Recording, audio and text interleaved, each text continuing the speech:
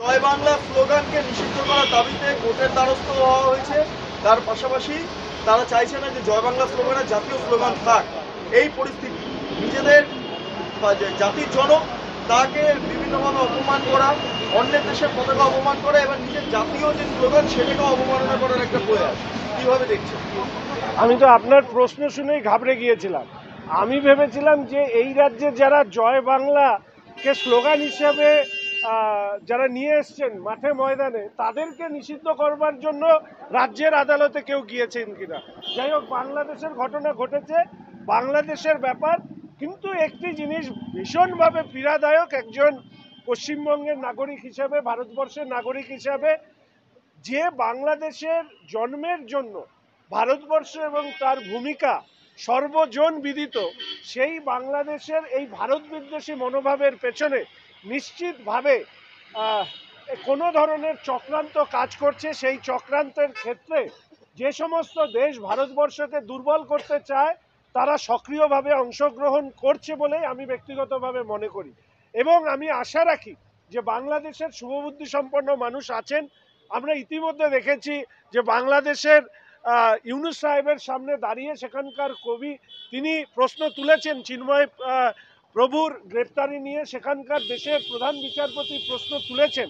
তবে আজ নয় কাল বাংলাদেশের শুভ বুদ্ধির উদয় হবে। প্রশ্নটা হচ্ছে সেই উদয় হওয়ার প্রশ্নে সেটা অহিংস পথে হবে না সহিংস পথে হবে সেটা সময় বলবে। তবে একটা দেশ এইভাবে নিজেকে অন্ধকারে তলিয়ে যেতে পারে না, বা সেটা সেই দেশের নিশ্চিতভাবে যারা সচেতন নাগরিক তারা সেটা করতে দেবেন না বলেই আমি আশা রাখি। সংসদীয় ব্যবস্থায় এর আগে কখনো ঘটেনি যে রাজ্যসভার চেয়ারপারসন তার বিরুদ্ধে অনাস্থা আনা হয়েছে। এই প্রথমবার বিরোধী জোট তারা রাজ্যসভার চেয়ারপারসনের বিরুদ্ধে অনাস্থা নিয়ে এলো প্রস্তাব। কিভাবে দেখছেন? দেখুন, সাংবিধানিক কাঠামোর মধ্যে দাঁড়িয়ে কি আনা যায় কি আনা যায় না সেটা নিশ্চিতভাবে রাজ্যসভার এরপরে যখন এই অনাস্থা নিয়ে রুলিং আসবে সেই সম্পর্কে আরও পরিষ্কারভাবে জানা যাবে। তবে এইটুকু বলতে পারি যে রাজ্যসভার চেয়ারম্যানের বিরুদ্ধে এই অনাস্থা আসলে নিজেদের দুর্বলতাকে ঢাকবার একটা অপকৌশল ছাড়া বা প্রচেষ্টা ছাড়া আমি কিছু মনে করি না। এমনিতেও সংখ্যার কারণেই এই ধরনের অনাস্থা কোনো অবস্থাতেই সাস্টেইন করবে না, টিকবে না। আর বাদবাকি নৈতিকতার প্রশ্নে নিশ্চিতভাবে রাজ্যসভার চেয়ারম্যান তিনি এই বিষয়ে তার যা মতামত তিনি সেটা রাখবেন। দেশের প্রগতি অক্ষুণ্ণ রাখতে প্রধানমন্ত্রী বলেছিলেন যে সংসদ যেন বন্ধ না হয়, কিন্তু যেটা এই মুহূর্তে দেখা যাচ্ছে যে প্রতিদিনই প্রায় স্থগিত হয়ে যাচ্ছে, মুলতবি প্রস্তাব হয়ে যাচ্ছে সংসদে। আপনিও একজন জনপ্রতিনিধি, আপনিও বিধানসভায় আছেন, কিভাবে দেখছেন?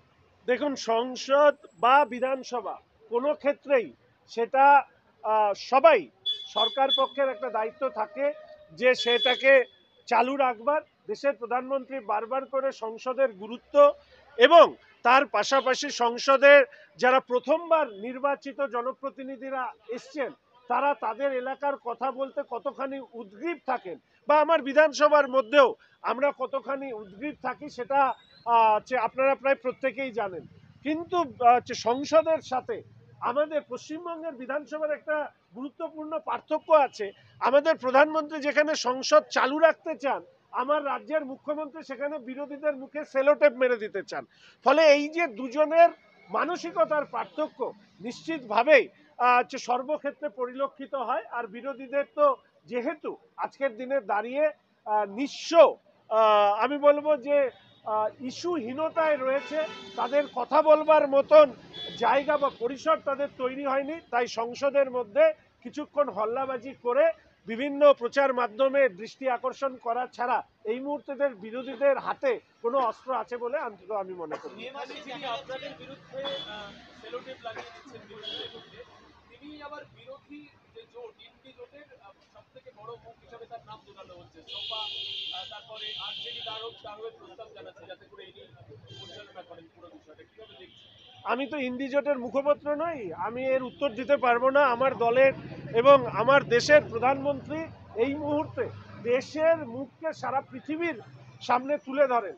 আর ইন্ডি জোটের যিনি মুখ হতে চাইছেন তার মুখ তার মন্ত্রীরা কতখানি পুড়িয়েছেন বা তারা কতখানি কালি লাগিয়েছেন পশ্চিমবঙ্গের মানুষের থেকে আর বেশি কে জানে। এবং আমি আজকে একথা বলবো, আজকে উচ্চশিক্ষামন্ত্রী অনেকক্ষণ ধরে তিনি দুটো প্রাইভেট ইউনিভার্সিটি নিয়ে বিল নিয়ে অনেক কথা বলেছেন, কিন্তু এই বিল আনার পাশাপাশি তিনি একথাও বলতে পারতেন যে এই প্রথম আমার রাজ্যের একজন শিক্ষামন্ত্রী, শিক্ষা সচিব, শিক্ষার সঙ্গে যুক্ত বিভিন্ন তৃণমূল কংগ্রেসের জনপ্রতিনিধিরা যেভাবে জেল খেটেছেন, আমার তো মনে হয় এই রাজ্যে শিক্ষা নিয়ে কোনো কথা বলার অধিকার এই রাজ্যের তৃণমূল কংগ্রেসের সরকারের নেই। বিরোধী মুখ হিসেবে মমতা বন্দ্যোপাধ্যায় প্রাধান্য পাচ্ছেন একেবারে রাষ্ট্রীয় একটা পরিসরে, এটা আপনারা কিভাবে দেখছেন? আমি শুধু এইটুকু বলতে পারি যে ইন্দি জোটের মুখপত্ররা তারা গভীর বিশদ বিশ্লেষণ করে ব্যাখ্যা দিতে পারে। ভারতীয় জনতা পার্টির একজন কার্যকর্তা হিসেবে, জনপ্রতিনিধি হিসেবে এইটুকু শুধু বলতে পারি যে মাননীয় মুখ্যমন্ত্রী তাকে কোনো মুখ হিসেবেই কোনো জায়গায় তুলে ধরা সম্ভব নয়, তার মুখে দুর্নীতির কালি এতখানি লেপে গিয়েছে যে ওনার মুখ দেখানোর মতন মুখ আর অবশিষ্ট আছে কিনা সেটা নিয়েই প্রশ্ন রয়েছে। এই মাসে দেখা যাচ্ছে যে কেন্দ্রীয় রিপোর্টে যে মালদা মুর্শিদাবাদ দুজন ঢুকেছে, যারা মূলত থেকে ঢুকে বিল গোপন করেছে এবং এবারে কিভাবে কাজকর্ম করা যায়। মালদা মুর্শিদাবাদকে সেভ করে না এখন। মালদা মুর্শিদাবাদ শুধু বলে নয়, জনবিন্যাসগত যে পরিবর্তন, সেই পরিবর্তনের ফলে বিভিন্ন জেলায় এই ধরনের অনুপ্রবেশ এবং তার সাথে সাথে জঙ্গি সন্ত্রাসের কার্যকলাপের সাথে যুক্ত অভিযুক্তদের পশ্চিমবঙ্গ স্থায়ী আস্তানা হয়ে উঠছে বা স্বর্গরাজ্য হয়ে উঠছে। আপনারা অনেকেই জানেন যে তৃণমূল কংগ্রেস, আমি বারবার করে বলেছি, এতদিন দুষ্কৃতীরা কোনো রাজনৈতিক দলের নেতাদের ছত্রছায়ায় থাকতো। তৃণমূল কংগ্রেস সরকারে আসার পরে যেটা হয়েছে সেটা হচ্ছে যে এই রাজনৈতিক দলের যারা জনপ্রতিনিধি হিসাবে নির্বাচিত হচ্ছেন, নেতা হচ্ছেন, দেখা যাচ্ছে তারা স্থানীয় স্তরের দুষ্কৃতী হিসাবে চিহ্নিত। ফলে দুষ্কৃতীরা যেখানে নেতা হিসাবে পরিচিতি পাচ্ছে, রাজ্যের যে প্রশাসনিক ব্যবস্থাকে ব্যবহার করছে, তার ফলেই আমাদের পশ্চিমবঙ্গ দেশ বিরোধী শক্তির কাছে একটা স্বর্গরাজ্য হয়ে উঠছে। উদাহরণ হিসাবে আপনাদেরকে বলি যে মালবাজার পৌরসভা, আপনারা জানেন সেই পৌরসভায় এই ধরনের জন্ম মৃত্যু শংসাপত্র তারা দিয়েছে, দেখা যাচ্ছে তারা সেইটাকে বের করে তারা পাসপোর্ট বানিয়েছেন, ভারতীয় নাগরিক বা ভারতীয় পাসপোর্ট বানিয়েছেন, অথচ তারা আফগানিস্তানের নাগরিক হিসেবে চিহ্নিত হয়েছে। কে এই মালবাজার পৌরসভা পরিচালনা করে? তৃণমূল কংগ্রেস।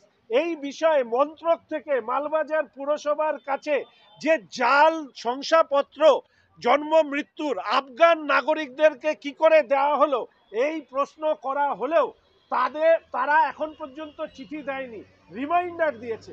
ফলে তৃণমূল কংগ্রেস কেন্দ্র বিদ্বেষ বা বিজেপির বিদ্বেষ করতে গিয়ে, বিরোধিতা করতে গিয়ে আজকে পশ্চিমবঙ্গকে দেশ বিরোধী জঙ্গি সন্ত্রাসীদের স্বর্গ রাজ্যে পরিণত করছে। এটা হচ্ছে পশ্চিমবঙ্গের বর্তমান অবস্থা। মমতা বন্দ্যোপাধ্যায় কথা বলছিলেন, আমরা কি লালিপপ চুষবো কলকাতা দখলের উদ্দেশ্যে। আজকে বিএনপি নেতা মমতা বন্দ্যোপাধ্যায় বললেন যে তাহলে আমরা কি চুষবো। মূলত এই কি ধরনের রাজনীতি হচ্ছে? এই ধরনের রাজনীতির সাথে আমরা অন্তত পরিচিত নই।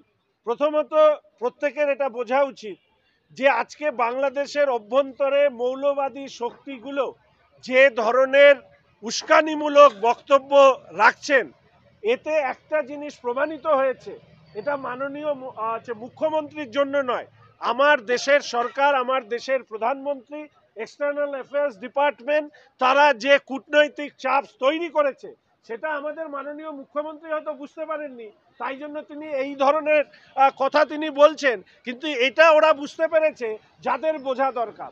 ফলে এই ধরনের কোনো বক্তব্যের সাথে আমি অন্তত মাননীয় মুখ্যমন্ত্রীর এই ধরনের বক্তব্যের সাথে সহমত প্রকাশ করছি না। এই ধরনের সিদ্ধান্ত নেওয়ার ক্ষেত্রে দেশের সরকার সিদ্ধান্ত নেবেন, সাংবিধানিক পদে বসে থাকা রাজ্যের মুখ্যমন্ত্রী তার বক্তব্য লালিপপ চোষা ইত্যাদির মধ্যে সীমিত থাকুক, কারণ এর বাইরে বললে সেটা আমাদের সাংবিধানিক কাঠামোর পক্ষে অত্যন্ত বিপজ্জনক। দেশ সম্পর্কে সিদ্ধান্ত নেওয়ার অধিকার দেশের সরকার, রাজ্যের মুখ্যমন্ত্রী সাংবিধানিক পদে রয়েছেন, তিনি তার বক্তব্য দেশের সরকারের কাছে জানাবেন, এটাই মনে হয় কাম্য। আমি বারবার করে এই কথা বলি যে বিধানসভায় লাইভ টেলিকাস্ট করা হোক এই কারণে বলি, আমাদের রাজ্যের মুখ্যমন্ত্রী তিনি মাঝে মাঝে উপস্থিত হন, কোনো সময় ফেসবুক পেজে, কোনো সময় সরাসরি সম্প্রচার করে তার বক্তব্য দেখানো হয়। তার আগে ওনার জন্য গোলাপ বেছানো একটা পরিবেশ তৈরি করা হয় যেখানে তিনি একাই বলতে পারবেন। আমাদের বিরোধী দলনেতা হোক, আমরা যারা বিধায়করা রয়েছি বিরোধী দলের, আমরা যখন কথা বলি সেই কথা যাতে বাইরে না যায়, টেলিকাস্ট না হয়, তার জন্য কোনো ধরনের, সেটা আমি বারবার বলেছি, লাইভ টেলিকাস্ট হোক, মন্ত্রীরা কি ধরনের উত্তর দেয়, বিধায়করা তার এলাকা নিয়ে, রাজ্যের পরিস্থিতি নিয়ে কি ধরনের প্রশ্ন করে, এটা সাধারণ মানুষের জানা উচিত। সমস্ত রাজ্যে, বেশিরভাগ রাজ্যে এই ব্যবস্থা থাকলেও আমার রাজ্যে নেই।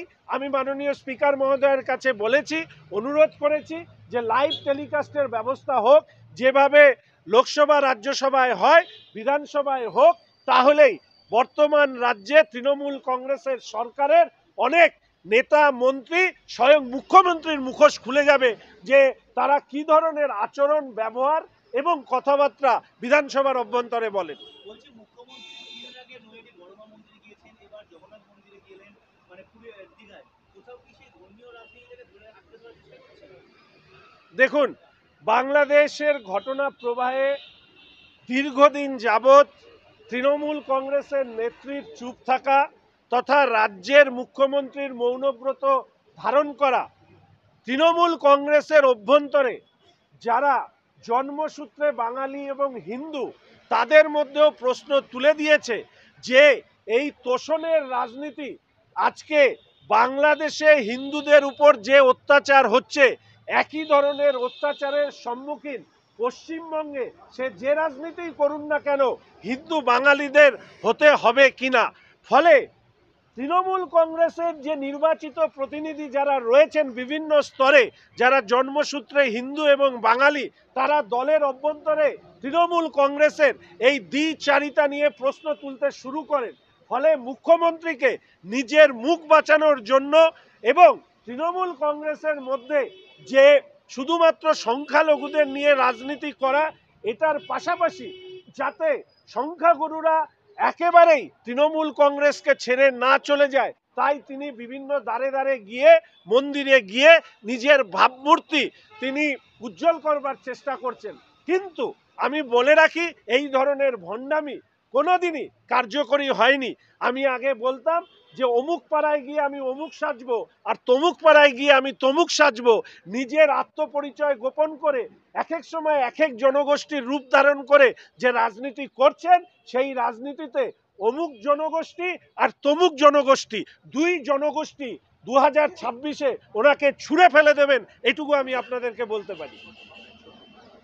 যে আমার ওদিকে প্রধানমন্ত্রী নরেন্দ্র মোদীকেও নিমন্ত্রণ করে বলে আর কি জানিয়ে গিয়েছে। দেখুন, হুমায়ুন কবির বাবরি মসজিদ তৈরি করবেন এই কথাতে আপনারা আবার উৎসাহিত হয়ে হুমায়ুন কবিরের জন্য কিছুদিন অন্তত যাতে উনি প্রচার মাধ্যমে ভেসে থাকেন তার ব্যবস্থা করছেন, ওনার কথাকে প্রাসঙ্গিক ভেবে।